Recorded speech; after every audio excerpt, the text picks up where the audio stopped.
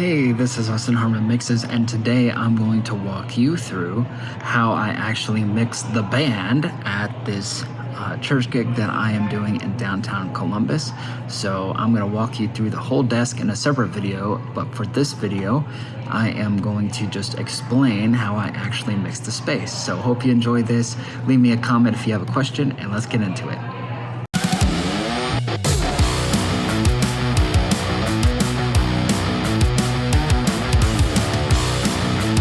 One of the first things you'll notice about this space is that I'm actually up on a balcony, which is never ideal whenever you are actually mixing.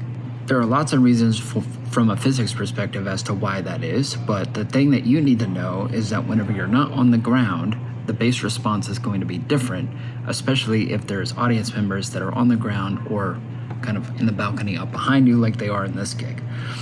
So this gig is a particular challenge because I have subs on the floor under the stage, and then I have subs above the main hang on the ceiling.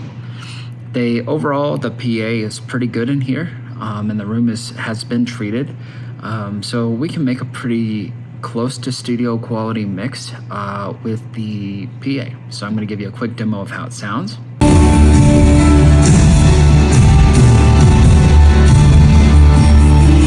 So let's talk through the actual mix strategy. I'm going to point the camera at the desk here so I can actually talk to you while looking at the desk and kind of explain to you how I build the mix.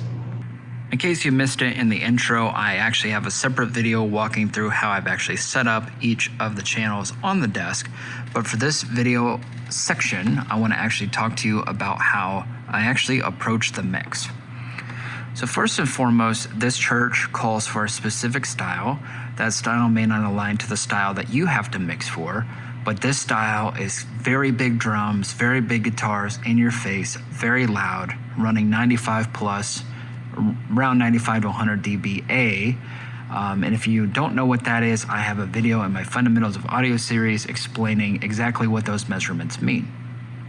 Now, because it calls for, the style of the mix calls for big drums, big guitar, you'll note that I actually have quite a bit of drums in the mix, and I achieve that in several ways. Number one, I actually have all of the drum mics individually mic'd. So we have a kick in, kick out, snare top, snare bottom, tom one, tom two, hi-hats. There's an overhead left here, and we don't have enough faders, but there's actually an overhead right as well.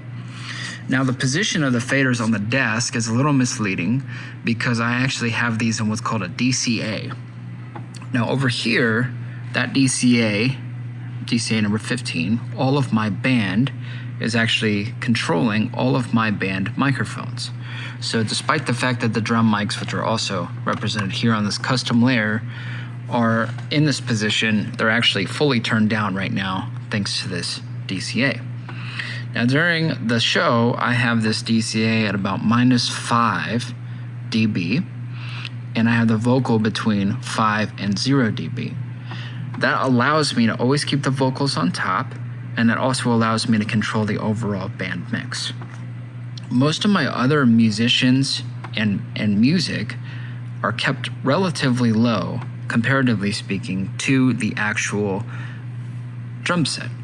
So when we talk about building the mix itself, you can think of the drums as the foundation of the mix, with the kick being the absolute floor, and the floor tom being the next level, the snare being next, the high tom being next, and then the cymbals being the quietest.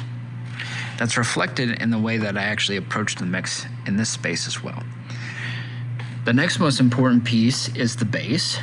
And from a bass perspective, what I would like to do there is I'd like that bass to sit effectively even with the kick so that every kick change is corresponding with a bass note change, and that they sound almost like they're one instrument. And this is achieved relatively easily by just mixing volume. You'll note here on the bass is actually in a bass group, which is why that happened whenever I press that. So let me get back to the bass here. If I select the bass on the desk, you can actually see that I have a perfectly flat EQ on the bass.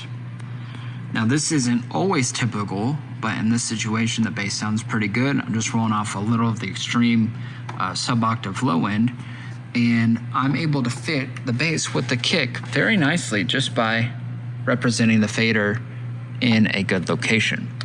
Okay, so I have a DCA that actually controls that bass. The actual bass channel is at 0, and then this DCA is at -5. Next, moving on down, we have guitars, acoustic guitar and electric guitar. For this set today, we had one electric guitar. This electric guitar I will adjust throughout the set based on what's going on. If the electric is just playing chords, I will kind of sync that back into the mix. If they're playing a melodic part, I might sneak that up based on what's happening in the music. This is live music, and therefore you want to be adjusting your instruments musically. The acoustic, I always try to sit in the mix just so that the string sound is just poking out just out of the mix. I don't want all of the acoustic sound, unless you're playing an acoustic set, to be represented in the mix. I just want this to be kind of a rhythmic touch. Moving on down is the keys. A lot of modern worship music is written with a lot of keys line, so we have the keys pretty hot most of the time in the mix.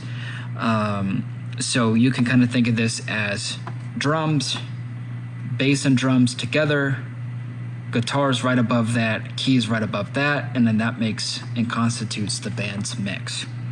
Finally, we have tracks, and those tracks are actually all on this layer.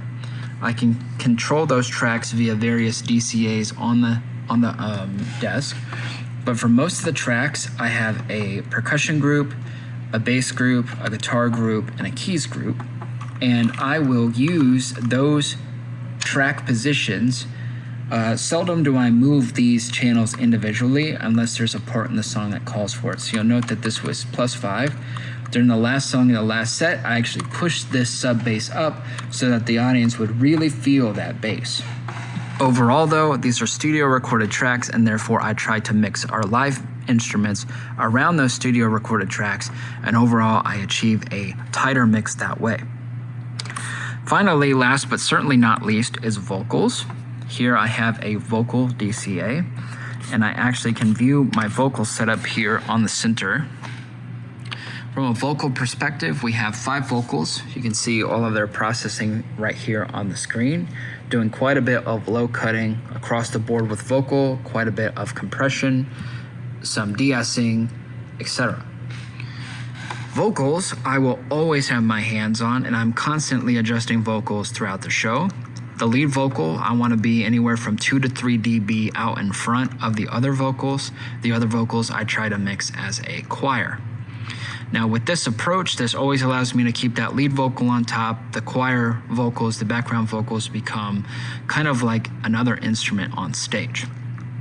All of this together, we also have a track vocal here, which I can bring in as needed, especially for big parts of the song. We culminate all of this together, including our effects channels here, into a large sounding live mix. And this has been the overview of how I mix this specific gig.